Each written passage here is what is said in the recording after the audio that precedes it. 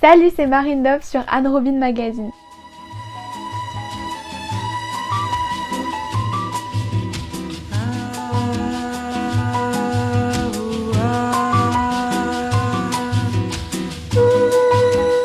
Je suis artiste, je fais du dessin, de la bande dessinée, des romans graphiques. Enfin, j'en ai jamais sorti encore de concret et je me lance dans l'illustration plus professionnelle. Et je suis sur TikTok pour faire un peu de comédie. Je t'ai trompé, je t'ai fait du mal et tu referais ta vie sans moi.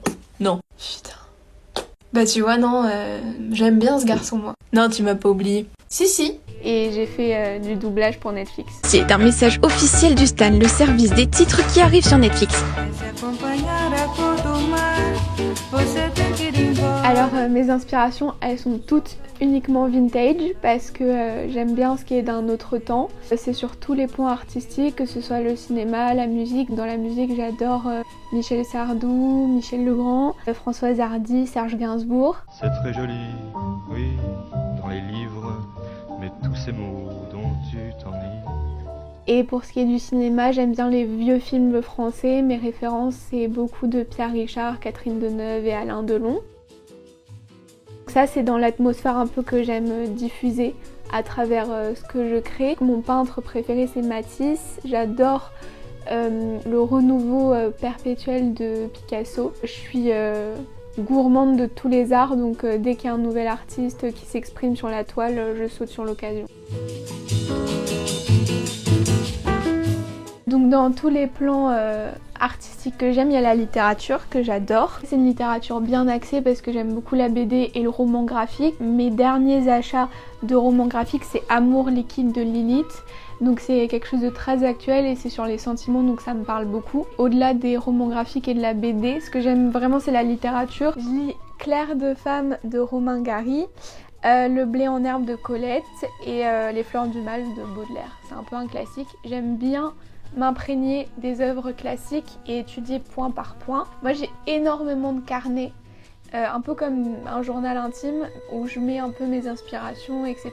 Et j'aime bien faire des petites critiques littéraires à moi toute seule, avec des phrases que j'ai bien aimées, avec des points que j'aime aborder. Le dernier coup de cœur littéraire que j'ai eu, c'était pas un roman ou une biographie, c'est un ouvrage sur une artiste japonaise et ça s'appelle La Maison d'Aya.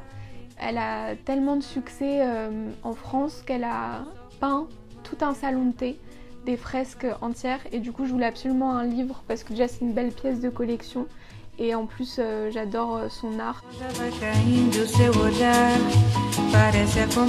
L'autre sujet artistique que j'aime le plus et c'est celui dans lequel j'excelle on va dire, celui où je veux faire ma vie, c'est la peinture slash le dessin, je mets ça dans le même panier. La place rouge était blanche, la neige faisait un tapis. Il y a vraiment deux artistes qui m'inspirent au quotidien, que tout le monde connaît, c'est Picasso et Matisse. Surtout au niveau des coloris, je suis très à cheval sur les couleurs et sur les associations peu communes parce que je pense que dans le cercle chromatique, il y a beaucoup de couleurs qu'on n'ose pas associer. Matisse associe des couleurs que j'adore. Ces deux artistes m'inspirent énormément. Je suis en études d'histoire de l'art, du coup j'étudie beaucoup les matériaux utilisés dans les toiles, surtout les méthodes de peinture. Celle que je préfère aussi parce que c'est un élément très doux, c'est l'aquarelle. C'est vraiment les couleurs décuplées en matière liquide et ça donne un côté très doux, très nuageux. Et la peinture que j'essaye, on va dire, de m'approprier, c'est la peinture à l'huile. Et Picasso en était très très friand. Ça me permet de me rapprocher de l'artiste, même si je garde mon style. J'aime bien donner un peu de moi-même dans les matériaux que les grands artistes utilisaient.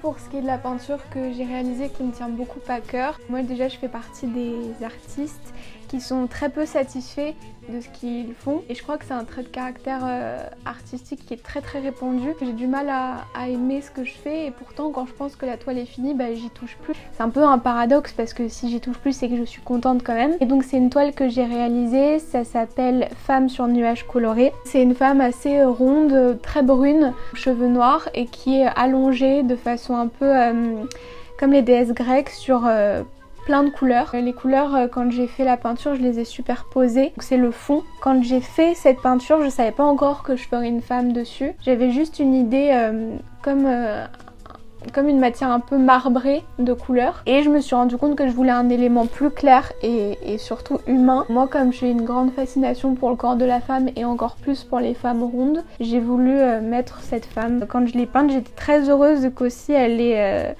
ce qu'on appelle un corps qui est moins dans les codes. J'adore tous les corps. Et ça fait très bateau de dire ça, mais j'adore la poésie que les courbes peuvent représenter à travers une femme ou un homme. Là c'était, je trouve, une bonne manière de le représenter parce qu'on a tendance à être un peu plus attiré vers le fond, qui est très coloré et très extravagant. Pourtant je trouve que l'œil est directement attiré vers la femme. Et donc c'est la peinture dont je pense être la plus fière. Ma chambre, je pense que c'est mon atelier. C'est là où je mets toutes mes inspirations et que je puise mes créations. Moi je suis très attachée aux petits objets, notamment mes bijoux. J'ai une bague, ma bague porte-bonheur je pense. C'est un poisson, je sais pas pourquoi elle m'a tapé dans l'œil direct. Au-delà de mes bijoux, je pense aussi à ma collection de tasses. Je sais pas pourquoi, je pense que ça vient de ma mère parce que ma mère elle collectionne des tasses aussi. Les tasses limite kitsch avec des grosses fleurs en relief etc.